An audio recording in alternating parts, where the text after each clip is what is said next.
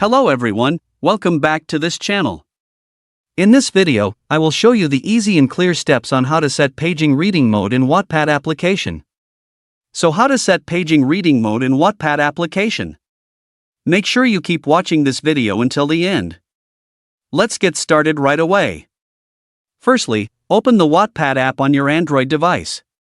This is the initial screen of the Wattpad app. Next, tap the profile icon at the top right of the screen.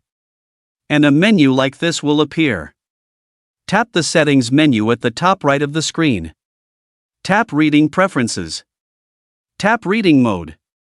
Tap Paging. So that's it, tutorial how to set paging reading mode in Wattpad application. Thank you for watching. I hope this video was helpful. See you in the next video.